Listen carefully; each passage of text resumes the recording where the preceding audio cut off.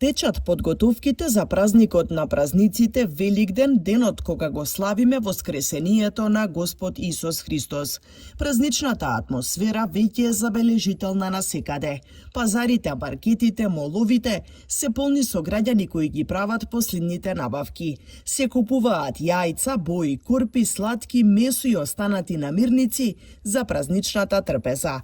Но покрај подготовките и купувањето, за многумина Великден е пред се духовен празник. Верниците го дочекуваат со пост, мир и молитва. Во храмовите се служат литургии. За светите лица се исчекува денот кој што е победа над светлината над мракот, животот над смртта. Големиот пост, велат, не е само за воздржување од храна, туку време на длабоко себе испитување, покаяние и молитва. Подготовката за Великден е очистување на душата и телото, за да можеме со чисто срце да го прославиме воскреснатиот Господ со воскликот Христос воскресна. Богослужбениот циклус на Великден го доживува својот врв, а пред тоа не води низ богослужбите на страстната, тоест страдалната седмица. Од предавството во Гециманија, преку страдањата на Голгота, до молкот на Велика Сабота, секоја богослужба не е само сеќавање, туку наше реално учествување во Христовите страдања.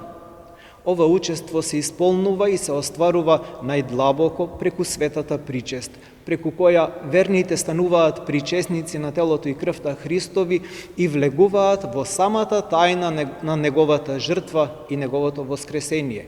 Светата причест е срцето на празнувањето. Не е доволно само да се присуствува на богослужбите.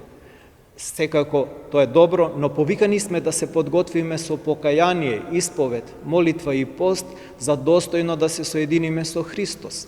Народните обичаи, велат, се најубави кога извираат директно од верата. Црвеното јајце е препознатливо за овој празник. Домаќинките денес рано наутро ги вапцаа првите великденски јајца.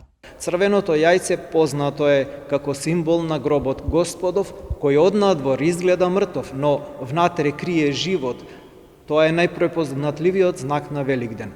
Важно е, меѓутоа, нашите обичаи да останат во склад со православното предание. Тие не треба да бидат само празна форма, туку надворешен израз на вистината и на внатрешната радост. Кога ги кршиме великденските јајца, ние ја прогласуваме скршената, уништената смрт и новиот живот што ни е даруван. Воскресението Христово не е само историски настан, туку делотворна реалност во животот на црквата и на секој верник, бидејќи Христос воскресна и со тоа самото ја преобрази природата на човекот.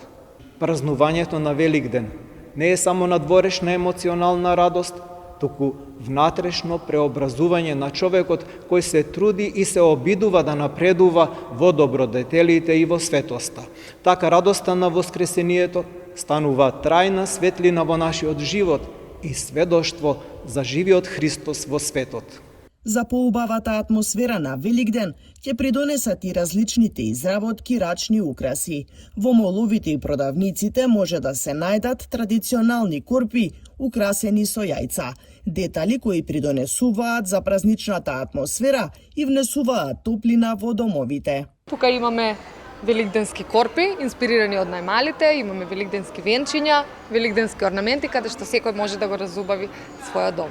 Тоа е индивидуално, за секоја изработка посебно, се посветува посебно внимание, ги бираме декорациите, боите кои најдобро ќе прилегаат, така да за секој посебно се посветува внимание. Пораката е Великден да се дочека со мир, љубов и надеж за подобри денови. Празникот е најубав кога се споделува со најблиските во духот на верата, семејството и заедништвото.